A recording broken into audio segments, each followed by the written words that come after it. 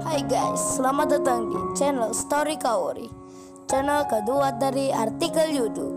Jangan lupa subscribe, share, dan like video ini. Cara-cara kolom komentar di bawah ini.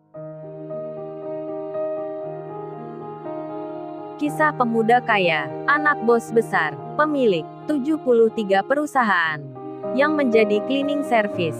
Episode 706. 3 orang kontraktor yang berbeda namanya datang masuk ke sekolah, langsung bilang pada Kenshin, "Tuan muda, kami sudah memerintah semua orang di luar untuk berhenti melanjutkan kerjanya." Seketika itu juga para bos-bos yang di situ jadi kaget-kaget melihatnya, tak percaya apa yang didengarnya.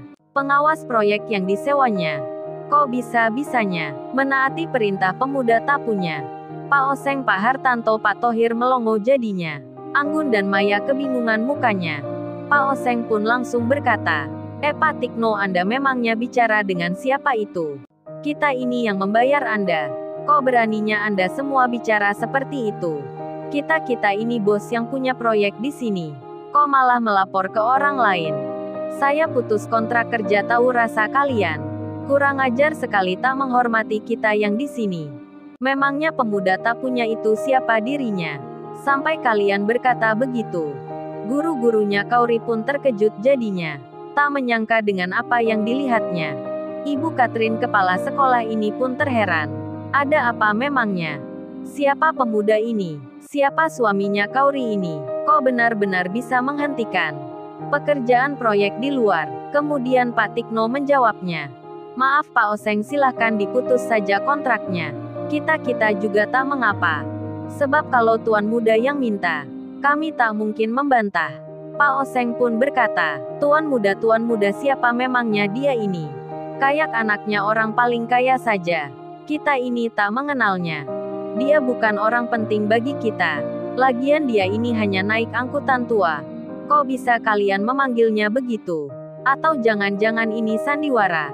Kalian orang kontraktor mau bekerja sama dengan pihak sekolah mengundur waktunya agar sekolah ini tak cepat digusur. Kalian hanya bermodus saja, ingin minta uang tambahan. Baik, mulai detik ini kita putus kontrak kerja dengan kalian. Nama perusahaan kontraktor kalian kami blacklist semua, biar tak ada yang memakai jasa kerja kalian. Sepi-sepi job, tahu rasa nanti menyesal kalian semua. Pak Oseng, Pak Hartanto, Pak Thohir pun setuju dengan hal itu. Begitu pula pengusaha muda lainnya yang di situ. Maya dan Anggun yang tadi meremehkan Kaori juga berkata, "Iya benar, kita tak mudah percaya. Pemuda itu bukan siapa-siapa. Itu hanya modusnya saja, agar kita tak membongkar sekolah ini.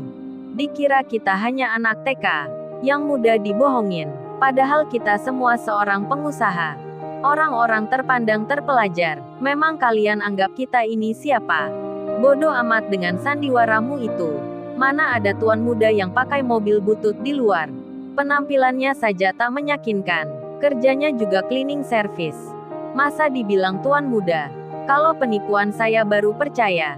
Anggun dan Maya tertawa. Anthony, Radit dan Kevin, yang juga pengusaha muda di situ, menyahutnya. "Iya benar kata kalian. Sandiwaranya amatiran. Asal main akting saja. Jangan-jangan mereka ini bukan suami istri beneran, tapi hanya bohong-bohongan. Masa yang wanita cantik sekali mau dengan pria cleaning service yang miskin? Kalau di film itu memang ada, tapi ini dunia nyata. Kita tak mudah percaya. Hahaha." Mereka pun tertawa. Kaori menjawabnya, hendak akan membalasnya. Namun Kenshin bicara, "Sudah Kaori, jangan diladeni. Hal itu tak penting sekali." Kemudian Kenshin pun berkata pada 10 pengusaha yang di depannya, "Oh ya Anda semuanya, kalau mengira ini hanya sandiwara, yang dikira pura-pura saja, baiklah itu tak mengapa. Tapi coba saja cari kontraktor lain untuk melanjutkan pembangunan di sini. Cari saja sampai di pelosok kota-kota. Kalau perlu ke luar negeri. Cari yang besar namanya, cari yang baik kerjanya, cari yang punya peralatannya modern. Kalau ada yang mau menerimanya, baru Anda ini orang-orang yang hebat. Pengusaha yang tak ada duanya." Pak Oseng pun menyahutnya, "Anak muda, bicaramu ketinggian. Seolah kamu ini menantang kita. Memangnya kita tak bisa mencari kontraktor yang lebih hebat namanya? Ini coba lihat sendiri. Saya teleponkan kontraktor yang terkenal juga. Pak Oseng pun menelpon rekannya di telepon. Halo Pak Sasaki. Kabarnya gimana ini? Apalagi banyak pekerjaan sekarang. Ini saya mau beri job proyek besar. Membangun apartemen dan hotel bintang 5. Serta ada mall yang besar pula. Apa Pak Sasaki bersedia untuk ikut bergabung bersama kita? Nanti juga ada kontraktor lain yang ikut pula. Karena tempat proyeknya ini sangat luas sekali. Tuan Sasaki yang tak lain ayahnya Larissa. Mendapat tawaran itu menjawabnya, "Oh saya bersedia Pak Oseng. Nanti anak buah saya minta ke sana segera. Untuk membicarakan proyek kerjanya. Terima kasih sudah percaya dengan kita. Kalau gitu sekarang saya hubungi pegawai-pegawai kantor yang terkait. Agar bersiap untuk melihat tempat proyeknya." Tuan Sasaki tak bercerita, kalau dirinya sekarang ada di kota yang sama. Sedang di PT Intel Corporation. Bersama putrinya Larissa. Pak Oseng pun langsung berkata, "Siap Pak Sasaki, saya tunggu kabarnya." Kemudian Pak Oseng pun melanjutkan bicara. "Oh ya, gimana anak muda yang banyak gayanya? Bukankah kamu dengar sendiri barusan ini? Ada kontraktor yang langsung bersedia menerima tawaran saya. Nama perusahaan itu kontraktor PT Nirwana. Apa kamu pernah mendengarnya? Pasti pernah kamu melihatnya. Di proyek-proyek yang sedang dikerjakan. Banyak terpasang namanya. Gimana sekarang sombongmu itu? Apa sesuai dengan penampilanmu ini? Sudah miskin pakai belagu. Pura-pura sandiwara melawan kita. Pakai dipanggil Tuan Muda. Tuan Muda kok begini orangnya?" Guru-gurunya Kaori pun menjadi takut jadinya. Ternyata proyeknya akan berjalan lagi. Ada perusahaan kontraktor yang akan mengerjakan. Pak Tikno pun tertawa. Bersama dua rekan kerjanya, hingga Pak Oseng menegurnya. "Hei Pak Tikno, kenapa Anda tertawa? Sudah berkhianat berhenti di tengah jalan. Malah kini tak sopan. Kontraktor Anda itu sudah offside semua. Tak akan ada yang memakai jasa kalian lagi." Pak Tikno pun menjawabnya. Saya tertawa lucu Pak Oseng. Sebab Pak Oseng belum tahu nantinya. Rekan Pak Tikno pun demikian. Mereka tertawa pula, menertawakan Pak Oseng. Lalu Kenshin yang akan menjawabnya. Tiba-tiba handphone lamanya berdering.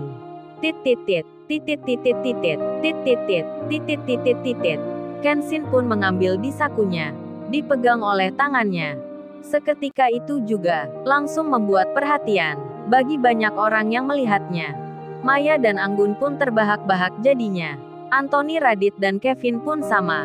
Mereka pun langsung bicara, handphone apa itu? Handphone zaman apa itu? Kok dipelihara sampai sekarang? Rupanya, HP jadul Kenshin berdering kembali. Karena sudah diperbaiki, dan yang menelpon sekarang ini adalah pemilik aslinya, yang bernama Rena Larazati, yang punya restoran roti, teman SMP-nya Kenshin. Rena pun bertanya, "Oh ya Ken, rotinya ini sudah jadi? Udah siap semua, aku antar apa kamu ambil ke sini? Kalau nggak bisa biar aku antar saja ya." Kenshin menjawabnya, "Oh ini aku lagi mau ke sana Rena. Tapi masih mampir di sekolahnya Kaori sebentar. Setelah ini aku akan ke tempatmu." Kemudian Maya, salah satu pengusaha muda di situ pun berkata pada Kaori, "Oh ya Mbak, katanya ini suaminya dipanggil Tuan Muda. Kok kasihan amat ya, HP-nya jadul masih dipakai saja. Apa Mbaknya tidak bisa membelikan handphone yang baru?"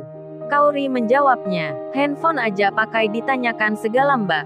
Apa handphone sekarang barang yang mewah? Hal itu tak perlu juga dipamerin." Kemudian Kaori bertanya, "Say, handphonemu satunya di mana ya?" Kenshin membalasnya, "Oh ini ada Kaori, tapi baterainya lagi habis." Maya dan Anggun pun berkata, "Dasar kalian banyak alasan saja. Tadi bilang menyombongkan diri, HP aja jelek begitu. Pakai sandiwara dihormati. Lihat Pak Oseng tadi, sudah mendapatkan kontraktor yang baru. Mana katamu tadi kita tak bisa mencarinya. Sekarang lu ini malukan mendengarnya." Pak Oseng pun berkata, "Hei anak muda yang belagu. Sekarang kamu mau bicara apa memangnya?" Kenshin menjawabnya, "Oh ini Pak, saya mau telepon Pak Sasaki. Saya mau tanya apa beliau bersedia nantinya mengerjakan proyek di sini. Kenshin dengan HP jadulnya menelpon Tuan Sasaki, tapi hal itu malah dikira oleh Pak Oseng dan lainnya. Kenshin hanya pura-pura sandiwara. Pak Oseng pun berkata, sambil tertawa. Pak Oseng bicara, "Hei rekan-rekan semua, anak muda ini rupanya sudah tahu waras sekali.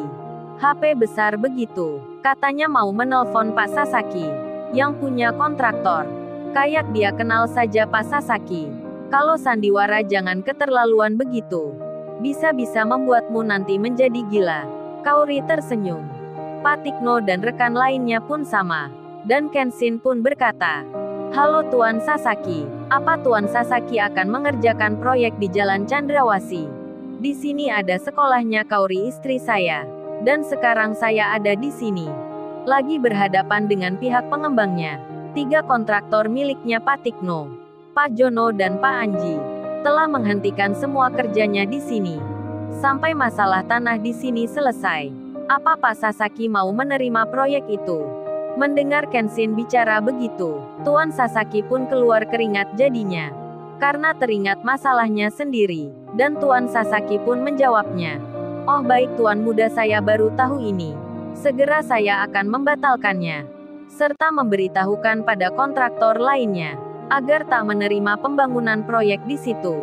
Kenshin yang sedang bicara itu malah dikata oleh Maya dan Anggun, "Mas-mas lagi akting ya?" Hahaha, mereka tertawa. Kemudian Pak Oseng pun mendapat telepon dari Tuan Sasaki. Pak Oseng malah berkata, "Nah ini baru asli." Pak Sasaki telepon lagi. "Ini saya nyalakan loudspeakernya, biar semua mendengarnya. Biar anak muda belagu ini malu dirinya." Pasti Pak Sasaki bertanya tentang proyeknya. Telepon Pak Sasaki pun diterima dengan suara loudspeaker HP yang di luar. Pak Oseng bertanya, "Halo Pak Sasaki, gimana kelanjutannya tadi? Apa segera langsung melihat tempatnya?"